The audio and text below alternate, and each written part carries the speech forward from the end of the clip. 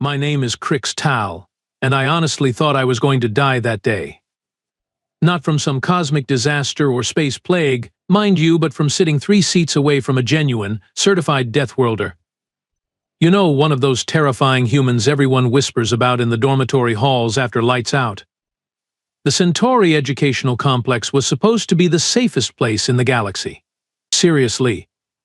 We had force fields that could stop a meteor, security drones that could detect a hostile thought from parsecs away, and enough redundant safety systems to make a Kothari engineer weep with joy.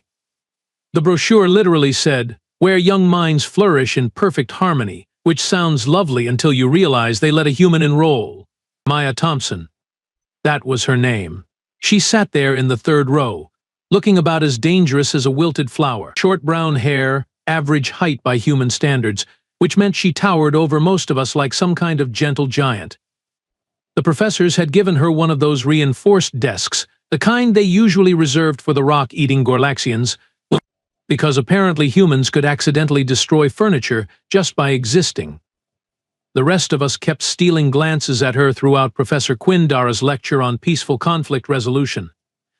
Oh, the irony there.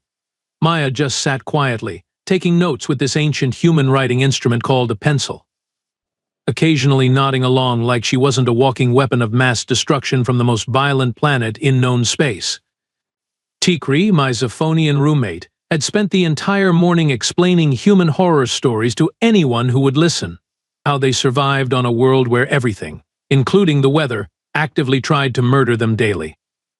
How they hunted predators that could snap a Valerian in half just for fun. How they actually enjoyed recreational combat sports where they hit each other in the face repeatedly. Looking at Maya, though, I had my doubts. She seemed more interested in her quantum mechanics homework than plotting our demise. She even smiled politely when Professor Quindara made one of his terrible jokes about molecular bonding. A real killer would never laugh at something that bad. But then again, everyone knew that humans were masters of deception. Maybe this quiet, studious act was just part of their predatory nature. Maybe she was analyzing our weaknesses, planning the most efficient way to eliminate the entire class. I shifted nervously in my seat, my 3 hearts beating slightly faster than normal. Just being in the same room as a Deathworlder felt like tempting fate itself. Then the universe decided to prove me absolutely, terrifyingly right. The invasion klaxon shrieked through the facility like a banshee with anger management issues. Red warning lights bathed everything in the color of fresh blood, which seemed oddly appropriate given our current company. The automated voice began its cheerful announcement. Attention students and faculty. We are experiencing a Code Crimson security breach. Please remain calm while we all panic internally. Okay, it didn't actually say that last part, but you could hear it in the system's digital voice. Professor Quindara's 6 eyes went wide as dinner plates. Tikri started hyperventilating through both sets of respiratory slits. The Gorlaxian twins began that low rumbling sound they made when stressed, which honestly sounded like a construction site having an argument with itself. Emergency force fields slammed down over the windows with a sound like thunder. Glass doors began sealing corridors. Security drones zipped past our classroom window, their weapon systems already charging with ominous blue light. The facility's defensive grid was coming online, and everyone knew what that meant. We were under attack. But here's the thing nobody prepared me for. The moment that alarm sounded, Maya Thompson transformed. Not literally, thank the cosmos, but she went from quiet student to something else entirely. Her head snapped up, eyes scanning the room with predatory focus. Every muscle in her body tensed like a coiled spring. And then she stood up. The reinforced desk, that supposedly indestructible piece of furniture designed to withstand a small explosion, split clean in half, just from her hands gripping the edges as she pushed herself upright. The metal groaned, the composite material cracked, and 2 perfectly functional desk halves clattered to the floor like broken dreams. 27 pairs of alien eyes stared at the destruction in absolute, bone-deep terror. Maya looked around at our horrified faces and said, quite calmly, sorry about that. Sorry? Sorry?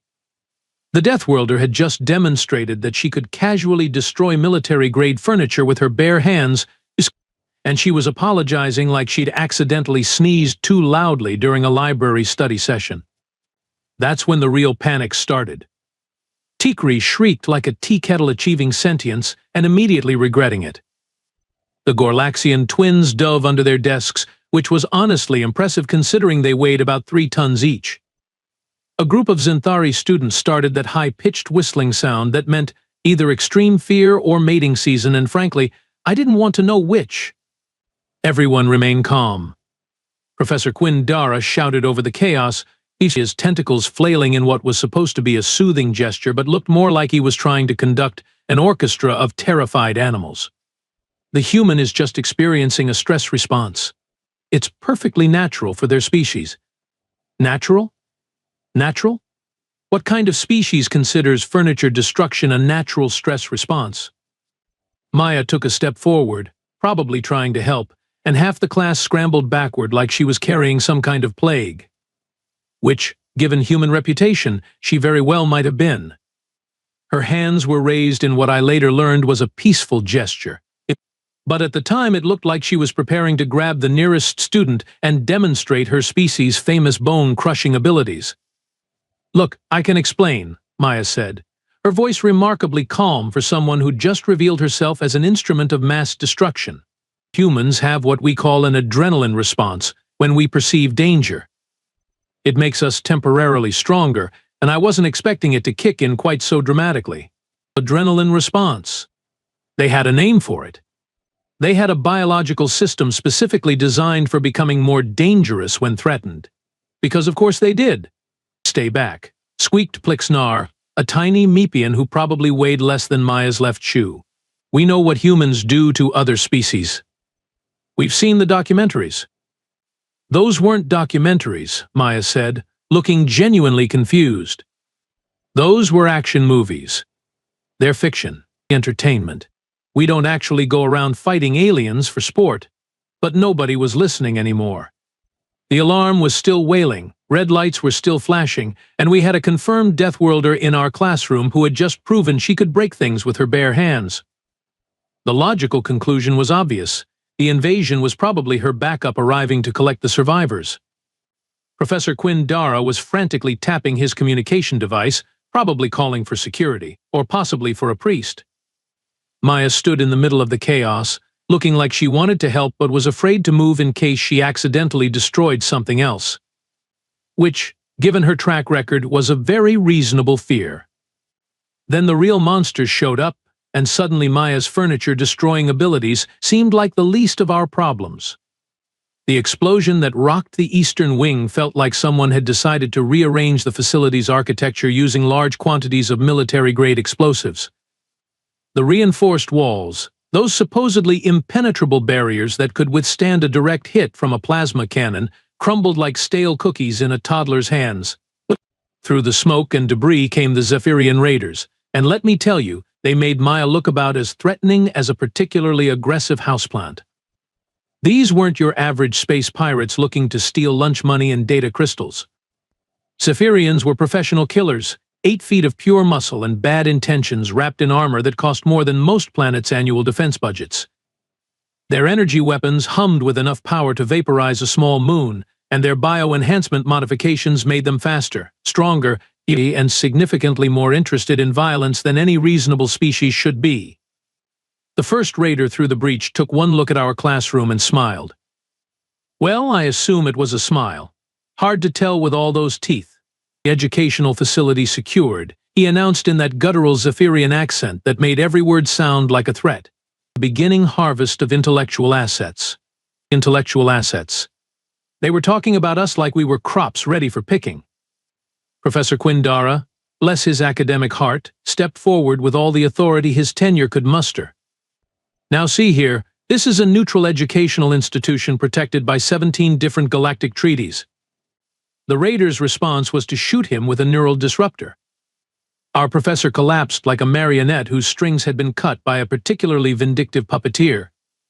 He wasn't dead, thankfully, just temporarily disconnected from his own nervous system, but the message was crystal clear. Treaties were apparently optional. More raiders poured through the breach, their scanners sweeping the room. They were cataloging us, deciding who was worth keeping and who was excess inventory. The security drones that had seemed so impressive moments earlier were nothing more than expensive scrap metal scattered across the corridors. The facility's defensive grid hadn't just failed, it had been systematically dismantled by beings who considered galactic standard military technology to be roughly equivalent to children's toys. That's when I noticed Maya again. While the rest of us were frozen in terror, staring at our imminent doom with the kind of helpless fascination usually reserved for watching traffic accidents, Maya was doing something completely different.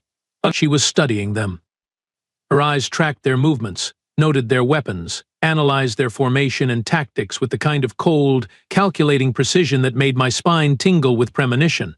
She wasn't cowering. She wasn't pleading. She wasn't doing any of the perfectly reasonable things that civilized beings do when confronted with overwhelming force. Instead, she was tilting her head slightly, like she was listening to music none of us could hear. Her breathing had steadied, her posture had shifted into something that looked casual but felt dangerous, and there was something in her eyes that hadn't been there during Professor Quinn Dara's quantum mechanics lecture. Something that made me realize we'd been worried about the wrong predator all along. The Zephyrian scanning our little group paused when his instruments focused on Maya. His expression shifted from professional indifference to genuine confusion. Anomalous readings, he muttered to his squad leader. This one's biology doesn't match the database. Oh, I thought with growing dread you have no idea. What happened next completely redefined my understanding of the phrase educational experience.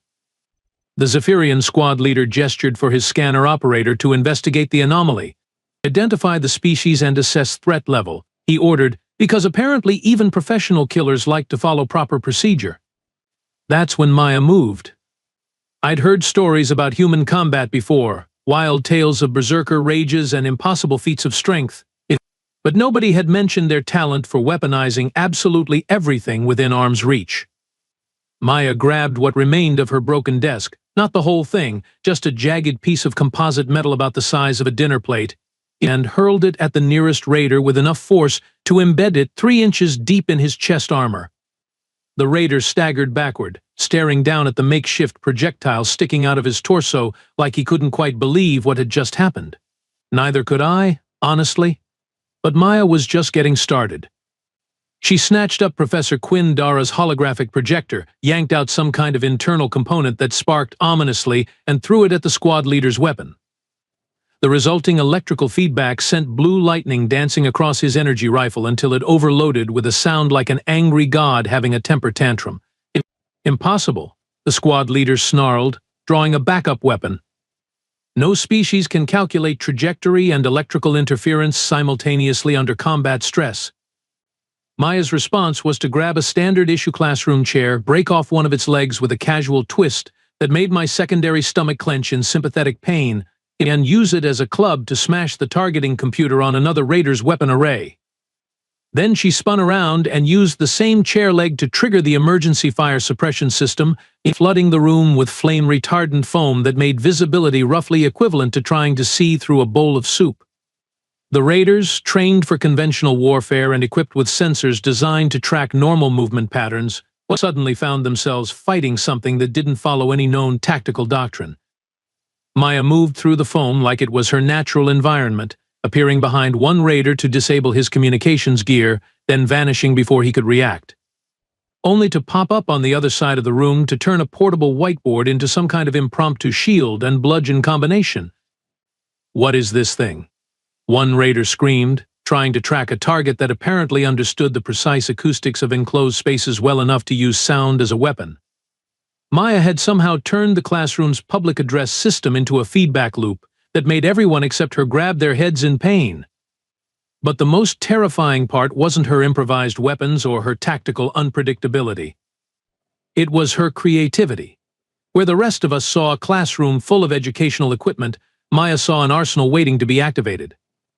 The periodic table display became a handful of chemical samples that, when mixed with the fire suppression foam, it created a slippery mess that sent raiders sliding into walls like cartoon characters. The gravity simulation device, designed to teach students about planetary physics, became a localized field generator that made one raider suddenly weigh 3 times normal mass. She even weaponized the lunch period announcements, and somehow reprogramming the facility's communication system to broadcast a feedback frequency that interfered with Zephyrian neural implants. Half the squad was stumbling around like they'd been drinking fermented fruit juice. "This is impossible," the squad leader roared, trying to coordinate his increasingly confused and injured team. "Our intelligence reports said this was an educational facility. Nothing but soft targets and academic personnel." Maya emerged from the foam holding what appeared to be a teaching aid about molecular structure, except she'd somehow turned it into a device that was generating enough electromagnetic interference to scramble their targeting systems. Her hair was messed up, her school uniform was torn, and she had that particular expression that I now recognize as a human solving problems in the most violent way possible. "Your intelligence reports," she said conversationally, like she was discussing the weather rather than systematically dismantling a squad of professional killers with classroom supplies, apparently didn't account for human ingenuity. And that's when I realized something that made my blood run cold. Maya wasn't just fighting back against impossible odds. She was winning. Against superior numbers, better weapons, advanced armor, and years of military training, she was actually winning, using nothing but educational equipment and what appeared to be a complete disregard for the laws of physics, common sense, and basic self-preservation. But here's where the story gets really interesting, and by interesting I mean absolutely terrifying in a way that would make existential philosophers weep with joy. Maya, having successfully turned our classroom into a disaster zone that looked like a tornado had gotten into an argument with a chemistry set, suddenly stopped fighting and turned to address the rest of us. We were still huddled in the corner like a collection of very scared houseplants, watching her demolish trained killers with school supplies. "Okay, everyone listen up," she said, stepping over an unconscious raider who was probably questioning his career choices. "I need your help." "Help?" The Deathworlder, who had just single-handedly defeated a squad of professional murderers using nothing but classroom furniture and academic enthusiasm, wanted our help? "I can't be everywhere at once," Maya continued, apparently oblivious to the fact that she'd just violated several laws of nature and at least 3 military treaties. "There are more of them in the facility, and I need you all to stop being victims and start being survivors." Tikri, who had spent the entire battle making noises like a deflating balloon with anxiety issues, raised one trembling appendage.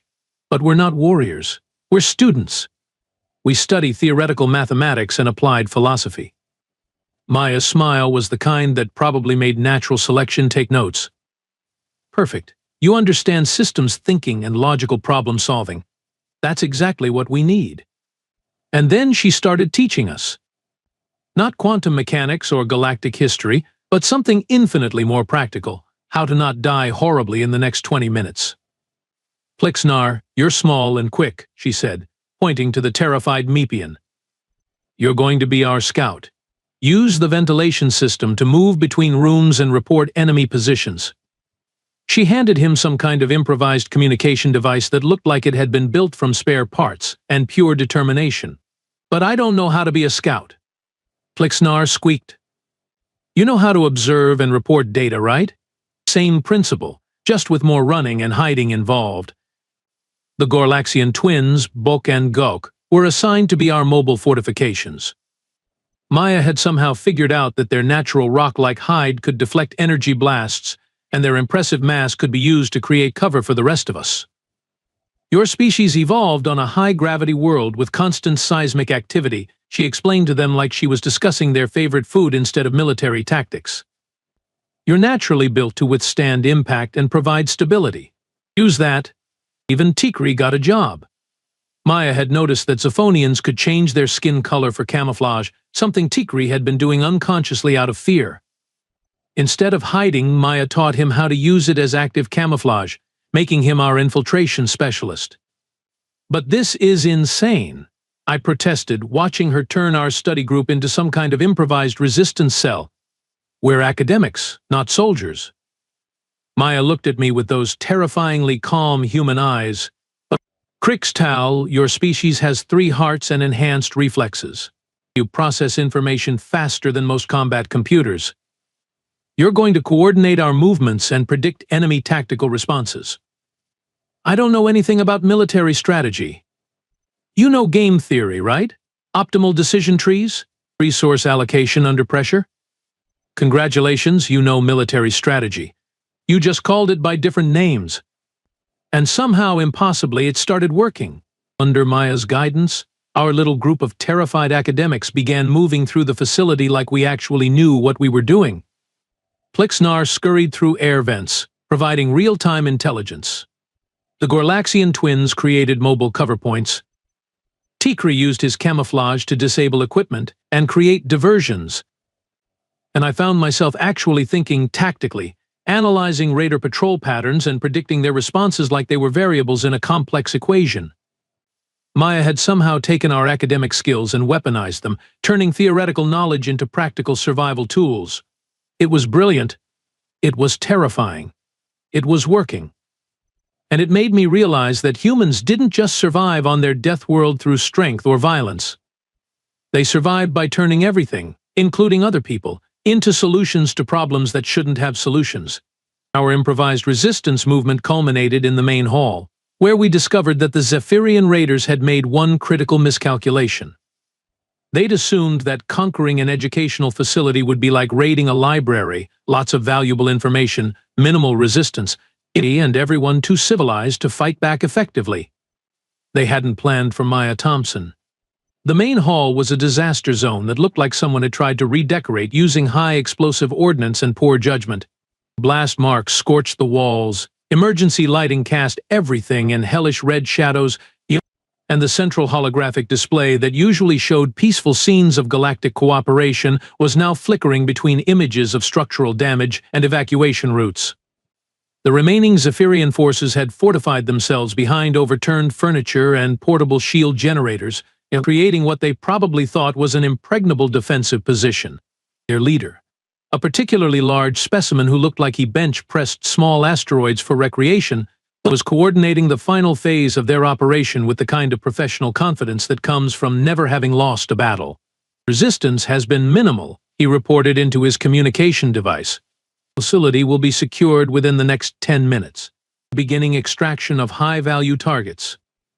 That's when Maya kicked in the main doors. Not opened them, not unlocked them, kicked them.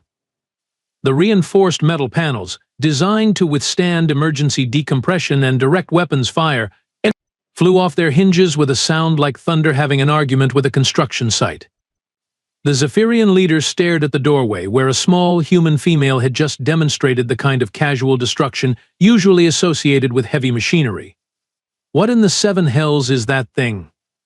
That, I said with growing pride and terror, is a human having a really bad day. What followed was less a battle and more a masterclass in applied violence with a minor in creative problem-solving. Maya charged into the hall with the kind of reckless determination that made physics professors weep and military strategists take notes. The Zephyrians opened fire with enough concentrated energy to vaporize a small building, but Maya was already moving, while using the architectural features of the hall like they were personally designed for her convenience. She bounced off walls, slid under energy blasts, used decorative pillars as cover, and somehow managed to be everywhere the enemy fire wasn't. When a plasma bolt caught her shoulder and burned through her uniform, she didn't scream or collapse. She just got angry, which turned out to be significantly more dangerous for everyone involved. Impossible. The Zephyrian leader roared, watching his professional killers get systematically dismantled by someone who should have been dead 3 times over. Nothing survives direct plasma contact. Maya's response was to grab a piece of broken ceiling panel, use it as a shield to deflect incoming fire, then hurl it like a discus at the enemy's portable shield generator. The device exploded in a shower of sparks and broken physics, leaving half their defensive position exposed. But here's where our academic training finally paid off. While Maya kept the enemy focused on her impossible survival skills, the rest of us implemented what she'd taught us. Plixnar had mapped every ventilation shaft in the building and was dropping improvised explosives, which were actually just chemical combinations from the science labs, into enemy positions from above. The Gorlaxian twins had positioned themselves at strategic choke points, using their natural armor to create mobile cover that allowed us to advance without being turned into academic paste. Tikri was using his camouflage abilities to sabotage equipment and create confusion, appearing just long enough to disable a weapon or communication device before vanishing again. And I was coordinating everything from a central position, treating the entire battle like a complex logistics problem with potentially fatal consequences for incorrect answers. Squad 7, focus fire on the central target. The Zephyrian leader commanded, trying to bring overwhelming force to bear on Maya. Negative effect. I reported to our team through the improvised communication network Maya had built. Human resilience factor exceeds expected parameters by approximately 300%. Maya took a direct hit from a military-grade energy weapon that should have reduced her to constituent atoms. Instead, she stumbled backward, shook her head like she was clearing away mild confusion, and kept fighting. The burn mark on her arm looked painful, but she treated it like a minor inconvenience rather than a potentially fatal wound. "This is impossible," one of the raiders screamed. "Nothing biological should be able to withstand that kind of damage."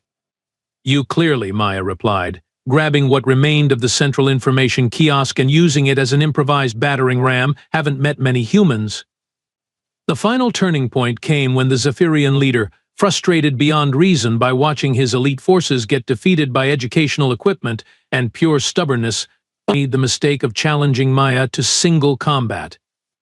He was twice her size, covered in military-grade armor, and armed with weapons that cost more than most planets' gross domestic product. Maya's response was to accept the challenge, disarm him using what appeared to be advanced knowledge of leverage and joint mechanics, and then pin him to the ground using a combination of human wrestling techniques and a broken desk leg. "I surrender," the leader gasped, staring up at the small human who had just systematically dismantled his entire operation using nothing but determination and creative violence. Maya looked around the ruined hall at the defeated raiders and her terrified but victorious classmates, and said the most human thing possible. "Does anyone know if the cafeteria is still serving lunch? All this fighting made me hungry." In the aftermath of what historians would probably call the incident, where a human single-handedly redefined military tactical theory using classroom supplies, the Centauri educational complex looked like someone had tried to redecorate using explosives and very poor judgment. Emergency crews swarmed through the facility. Medical teams tended to the wounded raiders with the kind of professional confusion that comes from treating injuries caused by weaponized educational equipment. And security forces stood around looking like they couldn't quite believe what had just happened. Maya sat on the steps of the main hall, calmly filling out what appeared to be an incident report while medics fussed over her various burns and injuries. She kept insisting she was fine, which only made them more concerned because apparently fine. For a human included things that would hospitalize most other species for weeks. "I still don't understand," I said, settling down beside her with my 3 hearts still beating faster than normal. "How did you know what to do? How did you turn all of us into soldiers when none of us had any military training?" Maya looked up from her paperwork and smiled, the same polite expression she'd worn during Professor Quindara's terrible jokes about molecular bonding. "I didn't turn you into soldiers, Crixtal. I just helped you realize you were already problem solvers. Military tactics are just problem solving under pressure with potentially fatal consequences for wrong answers. But the way you fought, the things you did, that wasn't normal academic behavior." "No," Maya agreed, wincing slightly as a medic applied some kind of healing gel to the plasma burn on her shoulder. "But it wasn't abnormal human behavior either. We're adaptable. When presented with a problem, we find solutions using whatever resources are available. Sometimes those resources happen to be classroom furniture and terrified classmates." Tikri approached us cautiously, his skin still flickering between colors as his camouflage system tried to process recent events. "The stories about humans being dangerous Deathworlders, they're true, aren't they?" Maya considered this seriously, which was somehow more terrifying than if she'd just laughed it off. "I suppose they are, in a way, but not the way you think. We're not monsters who enjoy violence for its own sake." We're just really, really good at surviving impossible situations and protecting the people we care about." She gestured toward the defeated raiders being led away in restraints. Those Zephyrians were professional killers with superior weapons and training. But they made one critical mistake. "What's that?" I asked. "They threatened my classmates," Maya said simply. "Humans have this annoying tendency to get unreasonably stubborn when people we like are in danger. It's a design flaw from evolving on a world where everything was constantly trying to kill us. We learned to be protective of our groups because cooperation was the only way to survive." Professor Quindara finally recovered from his neural disruption and sporting a bandage that made him look like he'd lost an argument with a medical textbook. He approached our little gathering. "Miss Thompson, I believe I owe you an apology, and possibly a recommendation for advanced tactical studies." Maya laughed, a sound that was surprisingly normal after everything we'd witnessed. "I think I'll stick with quantum mechanics, Professor. It's much less likely to result in property damage." Looking around at the wreckage of our peaceful educational facility, at my classmates who were already comparing stories and laughing about their newfound combat experience, I realized something important. We'd been wrong about humans. They weren't monsters. They were just very, very good at making sure monsters lost. 3 months later, Maya Thompson still sits in the same spot in Professor Quindara's classroom, though we've upgraded her to a desk that's supposedly rated for Deathworlder stress responses. She still takes notes with that ancient human writing instrument, still nods politely at terrible jokes, and still looks about as dangerous as a wilted flower. The difference is that now we know better. The stories about humans being terrifying Deathworlders weren't wrong, exactly. They were just incomplete. Yes, humans come from a world where everything tries to kill them on a daily basis. Yes, they have reflexes that can accidentally destroy furniture and biological systems that let them survive injuries that would kill most other species. But what the stories never mentioned was why they developed those abilities. It wasn't for conquest or domination or the simple joy of violence. It was for protection, for survival, for making sure the people they cared about made it through another day on a world that was actively hostile to life itself. The irony isn't lost on me that we spent weeks terrified of the very being who would risk her life to save ours. We saw her strength and assumed malice.